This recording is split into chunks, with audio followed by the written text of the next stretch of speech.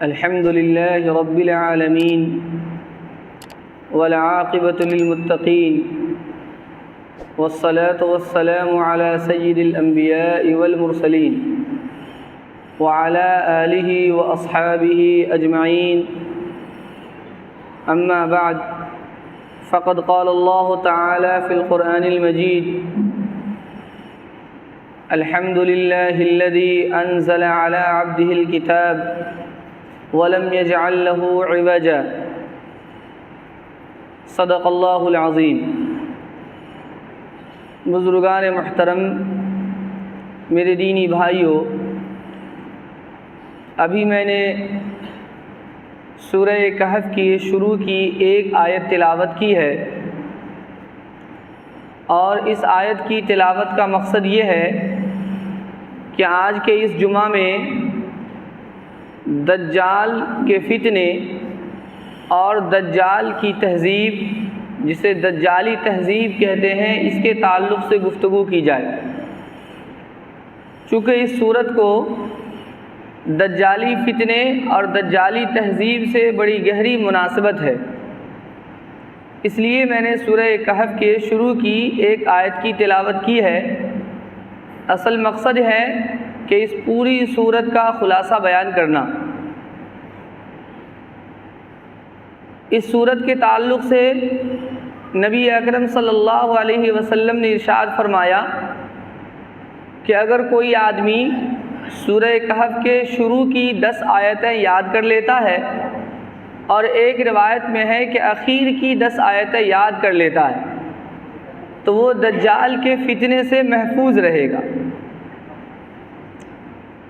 اس سورت کے اندر اللہ تبارک و تعالی نے جو مضامین بیان کیے ہیں، اور اس سورت کے اندر اس طرح کی تعلیمات دی گئی ہے کہ ان تعلیمات کے ذریعے اور ان مضامین کے ذریعے سے انسان دجال کے فتنوں کا مقابلہ کر سکتا ہے. حضرت مولانا علی میاں ندوی رحمۃ اللہ علیہ لکھتے ہیں کہ ان کی والدہ انہیں بچپن سے اس بات کی ترغیب دیتی تھی کہ وہ ہر جمعہ سورہ کہف کی تلاوت کرے، اور وہ فرماتے ہیں کہ اس کا محاسبہ بھی کیا جاتا تھا کہ میں پڑھتا ہوں یا نہیں پڑھتا، اس کی جانچ بھی ہوتی تھی. فرماتے ہیں کہ میں بچپن سے اتنا پڑھتا تھا کہ پڑھتے پڑھتے مجھے یہ سورت زبانی یاد ہو گئی، اور میں یہ غور و فکر کرتا تھا کہ آخر اس سورت کو کیا مناسبت ہے دجال سے اور دجالی فتنے سے.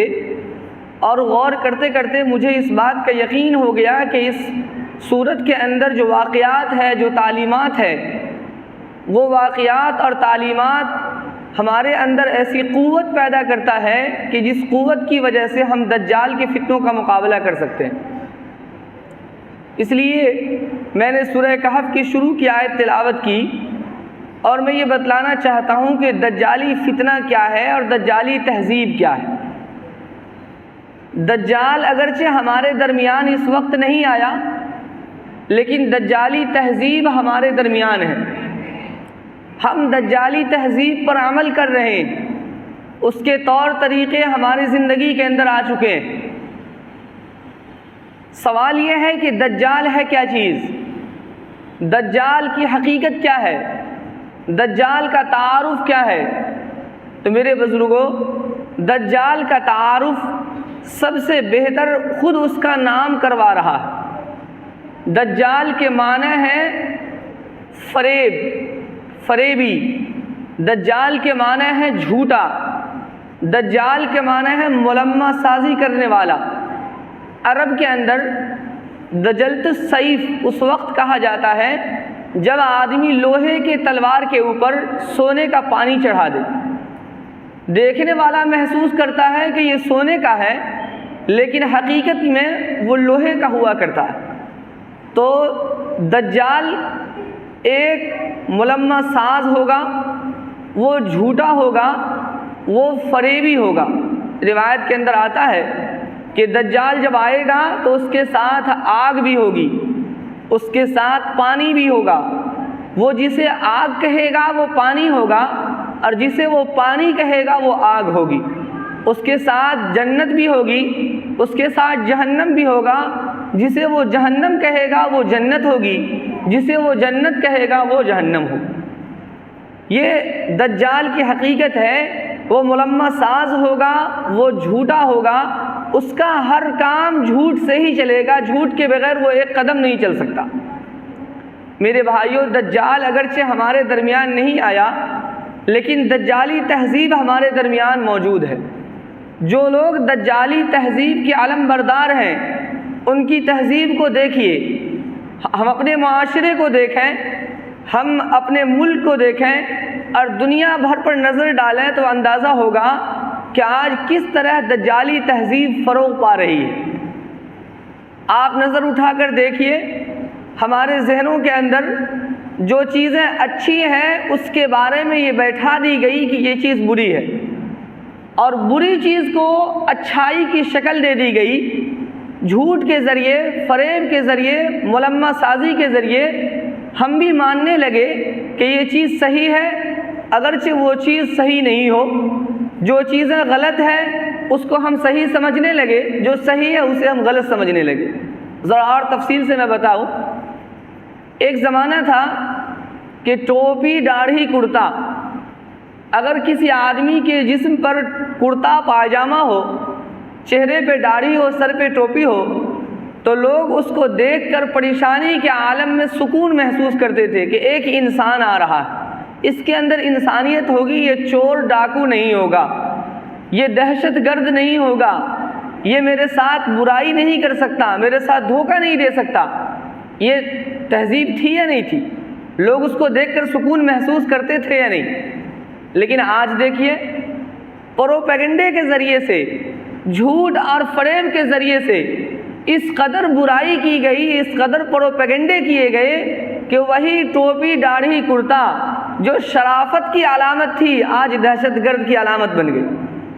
اور لوگ ٹرینوں کے اندر ہم لوگ سفر کرتے ہیں، آپ لوگ بھی دیکھتے ہوں گے، ٹرینوں میں، بسوں میں اگر آپ کے سر پر ٹوپی ہے، چہرے پہ داڑھی ہے، تو لوگ بغل میں بیٹھنا گوارا نہیں کرتے کہ پتہ نہیں کیا کر دے گا یہ۔ حالانکہ یہ ٹوپی، داڑھی اور یہ کرتا، یہ تو شرافت کی علامت ہے، لیکن اس شرافت کی علامت کو بغاوت میں تبدیل کر دی گئی۔ یہ ہے دجال، یہ دجالی پروپیگنڈا، یہ ملمہ سازی۔ مدارس اسلامیہ، مدارس اسلامیہ کیا ہے؟ یہ مدارس اسلامیہ کہ جن کے فارغ ہونے والے، جن میں پڑھنے والے، پلے بڑھنے والے لوگوں نے، ایک دو نہیں ہزاروں علماء نے اپنی گردن کٹائی صرف اس ملک کی آزادی کے لیے۔ اور مورخین نے لکھا ہے کہ اگر علماء اس میدان میں نہیں اترتے تو کبھی بھی یہ ملک انگریز سے آزاد نہیں ہوتا۔ اور جتنی قربانی صرف علماء کی ہے، اتنی قربانی پورے عوام کی نہیں۔ لیکن آج اسی مدارس اسلامیہ کو دہشت گردی کا اڈا بتایا جاتا ہے۔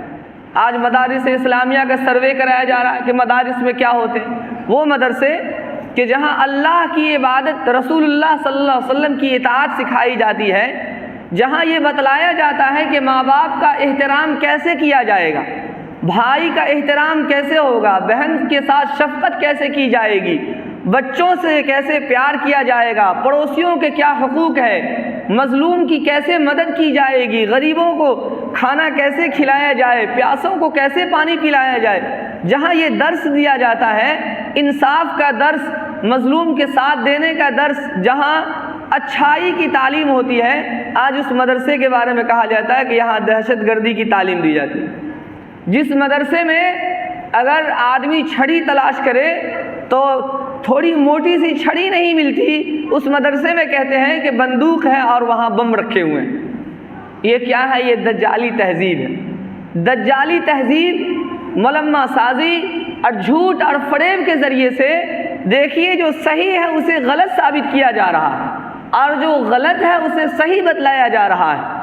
یہی اسی کو کہتے ہیں دجالی تہذیب۔ دجالی تہذیب یورپ سے آئی، یورپ میں اس کے علم بردار ہیں، اور وہ لوگ ان کی تمام تہذیبوں کے دیکھیے، ان کے تمام نعروں پر غور کیجئے تو ایسا محسوس ہوگا کہ سامنے سے جو نعرہ جتنا خوبصورت لگتا ہے، اندر سے وہ نعرہ اتنا ہی زہریلا ہے۔ یورپ نے ایک نعرہ دیا تھا آزادی نسواں، عورتوں کی آزادی۔ آزادی نسواں کا نعرہ دیا کہ عورتوں کو آزادی چاہیے، عورتوں کو بھی برابری کا حق ہے۔ لیکن اس نعرے کا کیا فائدہ ہوا؟ وہ عورت جو اپنے گھروں کے اندر اپنے باپ کی، اپنے بھائی کی خدمت کرتی تھی، اپنے گھر کا کھانا بناتی تھی، اپنے گھر میں پوچھا جھاڑو کرتی تھی، نعرے کے ذریعے سے ان عورتوں کو اپنے گھروں سے نکال دیا اور آفس میں جا کر کے کیا کیا؟ وہاں بھی وہی جھاڑو پوچھا کرتی ہے، وہاں بھی وہی چائے لاتی ہے، وہاں بھی وہی کام، وہی پکانے کا، وہی پوچھا لگانے کا، وہی جھاڑو لگانے کا، وہی کام جو اپنے گھر میں کرتی تھی، اپنے باپ، بھائی، ماں، بہن ان کی نوکری کرتی تھی، ان کے سامنے خدمت کرتی تھی، وہی خدمت دفتر میں جا کر کر رہی ہے۔ اور یہ خواتین فخر محسوس کرتی ہے کہ ہم تو جاب کرتے ہیں۔ یہ کیا ہے؟ دجال ہے، یہ دجالی فتنہ ہے، دجالی تہذیب ہے، جو ایک اچھے کام کو، ماں باپ کی خدمت جو کتنی بڑی دولت ہے، بھائی بہن کے ساتھ شفقت کتنی بڑی دولت ہے، اس سے دور کر کے آفس میں غیروں کی نوکری پر لگا دیا، غیروں کے گندے کیے ہوئے فرش کو صاف کر رہی ہے، غیروں کو پکا کر کھلا رہی ہے، اور یہ فخر محسوس کرتی ہے کہ ہم نے اچھا کام کیا، ہم جاب کر رہے ہیں۔ یہی اسی کو کہتے ہیں دجالی تہذیب اور دجالی فتنہ، کہ اچھے کو برا کر دیا اور برے کو اچھا کر دیا۔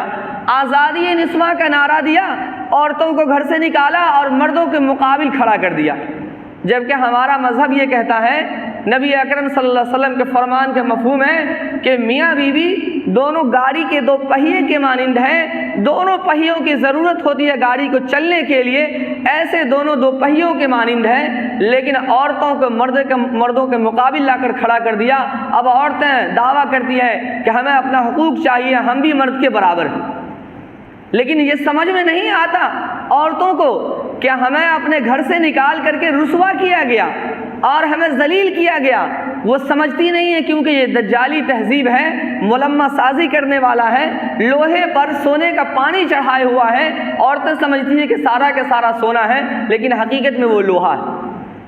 تو میرے بھائیوں، میں یہ عرض کر رہا تھا کہ دجال اگرچہ ہمارے درمیان نہیں آیا، لیکن دجالی تہذیب ہمارے درمیان آ چکی ہے، اور اس دجالی تہذیب کے ہم شکار ہو چکے ہیں۔ ہم اچھے کام کو برا تصور کرتے ہیں اور برے کام کو اچھا تصور کرتے ہیں۔ جو ہمارے لیے بھلائی ہے ہم اسے برائی سمجھتے ہیں، جو ہمارے لیے برائی ہے اسے ہم بھلائی سمجھتے ہیں۔ قرآن کریم کی اس سورت کے اندر اللہ تبارک و تعالیٰ نے ایسے مضامین اور ایسی تعلیمات دی ہے کہ جس کے ذریعے سے ہم دجالی تہذیب کا مقابلہ کر سکتے ہیں۔ اللہ تعالیٰ نے اس پوری سورت کے اندر 4 واقعات بیان کیے۔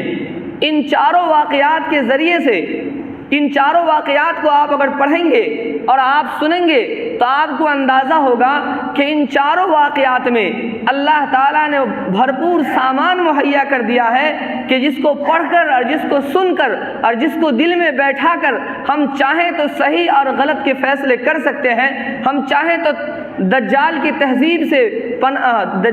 تہذیب سے چھٹکارا پا سکتے ہیں اور دجال کے فتنے سے ہم بچ سکتے ہیں۔ 4 واقعات بیان کیے گئے۔ ان 4 واقعات میں پہلا واقعہ تو اصحاب کہف کا واقعہ ہے۔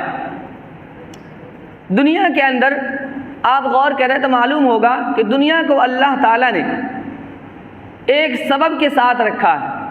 میں نے اس سے پہلے بھی عرض کیا تھا اور پچھلے جمعہ غالباً اس عنوان پر تقریر بھی ہوئی تھی کہ دنیا یہ دار الاسباب ہے۔ یہاں کوئی کام اس وقت ہوتا ہے جب ہم اس کا سبب اختیار کرتے ہیں۔ ہم کو کھانا بنانا ہے تو اسے چولہا پر چڑھانا پڑے گا، اگر ہمیں کسی چیز کو کاٹنا ہے تو اس کے لیے چھری کا استعمال کرنا پڑتا ہے، اگر جلانا ہے تو آگ میں ڈالنا پڑتا ہے۔ یہ دنیا ہے، یہاں جب ہم سبب اختیار کریں گے تو اس کا نتیجہ نکل کر آئے گا۔ ہر چیز میں ایسا ہی ہے، آپ قدم بڑھائیں گے تو آگے بڑھیں گے، آپ کھڑے رہیں اور آگے بڑھ جائیں یہ ممکن نہیں ہوتا۔ آپ کہیں جانا چاہتے ہیں تو سفر کا ارادہ کرنا پڑے گا، اس کا انتظام کرنا پڑے گا، تب آپ آگے بڑھیں گے۔ تو دنیا دار الاسباب ہے، ہر کام یہاں ایک سبب کے ذریعے سے ہوتا۔ لیکن اس دنیا کے اندر بعض لوگ ایسے ہوتے ہیں کہ اس سبب پر اتنا بھروسہ کر لیتے ہیں کہ سمجھتے ہیں کہ سارا کچھ یہی سبب ہے، اس کے آگے کچھ نہیں ہے۔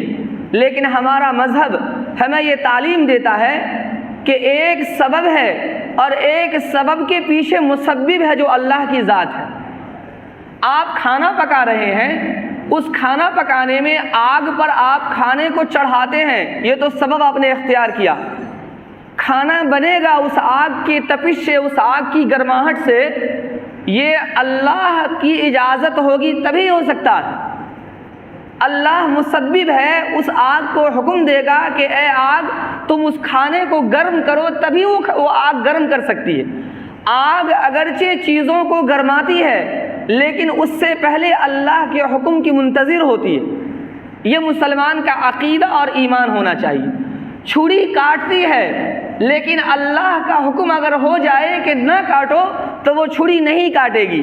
حضرت ابراہیم علیہ السلام کا واقعہ آپ نے سنا کہ حضرت اسماعیل علیہ السلام کی گردن پہ چھری چلا رہے ہیں لیکن گردن نہیں کٹتی کیونکہ اللہ کا حکم نہیں ہے۔ چھری میں کاٹنے کی صلاحیت ضرور ہے لیکن اللہ کا حکم نہیں ہے۔ ابراہیم علیہ السلام کو آگ میں ڈالا گیا، آگ میں جلانے کی صلاحیت ضرور ہے لیکن اللہ کا حکم تھا کہ نہ جلاؤ تو آگ نے نہیں جلایا۔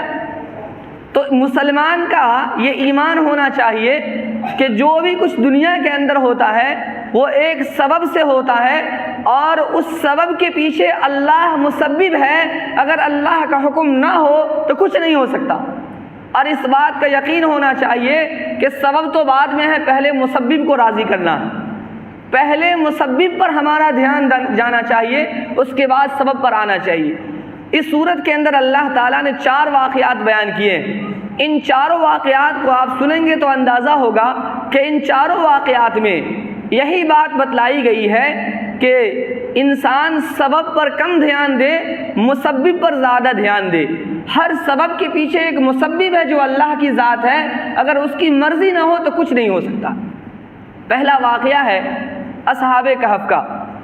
اصحاب کہف یہ 7 نوجوان ہیں، 6 یا 7 نوجوان۔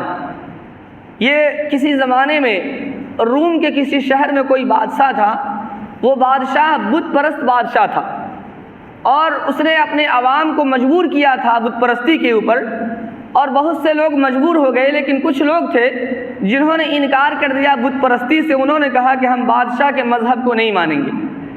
اور یہ ان میں 7 نوجوان بھی تھے جو بڑے اعلیٰ خاندان کے تھے اور بڑے گھرانے کے تھے، بادشاہ کے قریبی لوگ تھے۔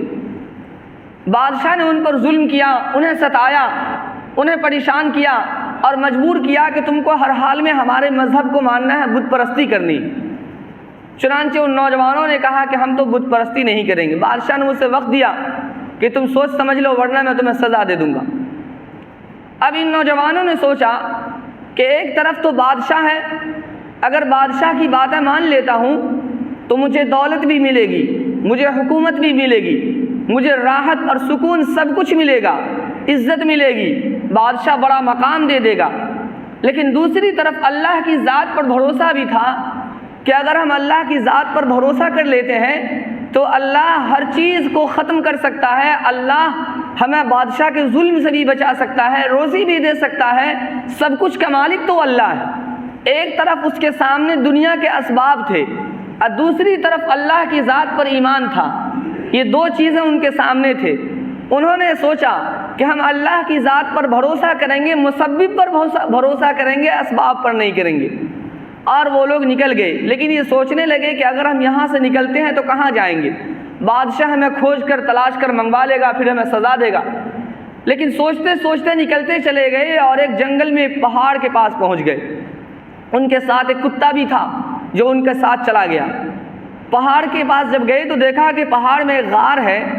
اس غار کے اندر وہ لوگ داخل ہو گئے اور غار میں جا کر کے جو ان کے پاس زاد راہ تھا، جو توشہ تھا، کھانے پینے کی جو چیزیں تھیں وہ کھاتے رہے اور اللہ کی عبادت کرتے رہے۔ کچھ دنوں میں وہ چیزیں ختم ہو گئی۔ انہوں نے سوچا کہ اب سو جاتے ہیں، جب جاگیں گے اس کے بعد دیکھا جائے گا۔ جب یہ لوگ سوئے تو اللہ نے ان پر ایسی گہری نیند مسلط کر دی کہ 2 دن 4 دن 10 دن 20 دن سال 2 سال نہیں، 309 سالوں تک اللہ نے انہیں سلائے رکھا۔ اس غار کے اندر جب یہ لوگ سوئے تو 309 سالوں تک یہ لوگ اس غار کے اندر سوئے رہ گئے۔ اور اللہ کی قدرت، اللہ نے ان کی جسم کو محفوظ رکھا، کہیں سے کچھ نہیں ہوا۔ 309 سال کے بعد جب یہ لوگ بیدار ہوئے، ان لوگوں کو تو لگا کہ میں تھوڑی دیر پہلے سویا تھا۔ اپنے ایک ساتھی سے کہا کہ پیسے لو اور جاؤ مارکیٹ سے کھانا لے کر کے آنا اور بڑے رازدارانہ طریقے پر لانا، ایسا نہ ہو کہ وہاں کسی سے لڑ جھگڑ لو اور کسی کو پتہ چل جائے ہمارے یہاں رہنے کا، پھر ہم لوگ پکڑے جائیں گے، بادشاہ کی عدالت میں جائیں گے، پھر ہمیں سزا دی جائے گی، مجبور کیا جائے گا ہمیں ایمان سے پھرنے پر۔ چنانچہ ان کا ساتھی جاتا ہے اور جب وہ سکہ پیش کرتا ہے تو دکاندار دیکھ کر کے حیران رہ جاتا ہے کہ 300 سال پرانا سکہ یہ کہاں سے اس کے پاس آیا۔ اب ایک دکاندار نے دوسرے سے کہا، دوسرے نے تیسرے سے کہا، بات پھیل گئی کہ یا تو یہ کسی ملک کا جاسوس ہے یا یہ کہ اس کے ہاتھ کوئی بڑا خزانہ لگا ہے۔ اور یہ جو 7 نوجوان جب اپنے شہر سے نکلے تھے، بادشاہ نے بہت تلاش کروایا اور نہیں ملے، تو بادشاہ نے ان 7 نوجوان کے نام لکھ کر اپنے خزانے کے اندر رکھ دیا تھا کہ جب کبھی ملیں گے تو انہیں گرفتار کیا جائے گا۔ یہ وہاں ریکارڈ موجود تھا۔ اور اتفاق کی بات یہ ہے کہ روم کے اندر تغیر آیا، تبدیلی آئی، اور وہ جو بت پرست بادشاہ تھا اس کی بادشاہت ختم ہو گئی، توحید پرست بادشاہ آ گیا، وہاں ایمان والوں کی حکومت آ گئی۔ اور یہ جو بادشاہ اس وقت تھا جب یہ لوگ بیدار ہوئے تھے تو بڑا اچھا بادشاہ تھا، ایمان والا بادشاہ تھا۔ اب یہ لوگ جب بات پہنچتے پہنچتے بادشاہ تک پہنچی تو بادشاہ نے ان لوگوں کو طلب کیا، لوگ آئے، دیکھے کہ واقعی یہ تو وہی لوگ ہیں، انہی کے نام ہیں۔ پھر ان کے بعد بادشاہ کے طرف سے لوگ آئے اور ان سے ملنے کے لیے گئے۔ خلاصہ یہ کہ جب وہ غار کے پاس پہنچے تو ان لوگوں کے پہنچنے سے پہلے اللہ نے ان لوگوں کو دوبارہ حقیقی موت دے دی اور یہ لوگ مر گئے۔ پہلے تو 309 سالوں تک اللہ نے سلائے رکھا، اب ان کی موت آ گئی، یہ لوگ انتقال کر گئے، اسی غار کے اندر مر گئے۔ یہ واقعہ ہے۔ اس واقعے سے میں بتلانا چاہتا ہوں، ایک طرف تو بادشاہ کا ظلم تھا، بادشاہ کی طاقت تھی، بادشاہ کی قوت تھی، عیش عشرت عزت سب کچھ تھا ایک طرف، لیکن دوسری طرف صرف اللہ کی ذات پر ایمان۔ ان نوجوانوں نے اللہ کی ذات پر ایمان رکھا اور اللہ کی ذات پر بھروسہ کیا، اور ان کو اس بات کا یقین تھا کہ دنیا میں جو کچھ بھی ہوتا ہے وہ سبب کی وجہ سے ہوتا ہے، لیکن اس سبب سے پہلے اللہ مسبب ہے۔ اگر اللہ نہ چاہے تو وہ سبب بھی کام نہیں کرتے۔ جیسے اللہ نے نہیں چاہا تو آگ نے نہیں جلایا، اللہ نے نہیں چاہا تو چھری نے نہیں کاٹا، اللہ نہیں چاہے گا تو ہم برباد نہیں ہوں گے، اللہ چاہے گا تو میری حفاظت کر لے گا۔ اور اللہ کی ذات پر یقین کر کے وہ اپنے گھر سے نکل پڑے، انہوں نے کوشش کی اور اللہ نے کامیابی دی۔ وہی لوگ جنہیں تلاش کیا جاتا تھا پھانسی دینے کے لیے، جنہیں سزا دینے کے لیے، آج ان کو دیکھنے کے لیے بادشاہ وقت بھی اس کے پاس جا رہے ہیں کہ کہاں ہے وہ بابرکت لوگ، کہاں ہے وہ باہمت لوگ، کہاں ہے وہ ایمان والے لوگ جن کی ہم زیارت کریں گے۔ اور اللہ نے ان کو شہرت دی، اور قرآن جیسی مقدس کتاب کے اندر اللہ نے ان کا ذکر کیا۔ تو میرے بھائیوں، یہ دجالی تہذیب ہمارے معاشرے کے اندر آ چکی ہے کہ ہم ہر اچھی چیز کو بری سمجھتے ہیں اور ہر بری چیز کو اچھی سمجھنے لگے ہیں۔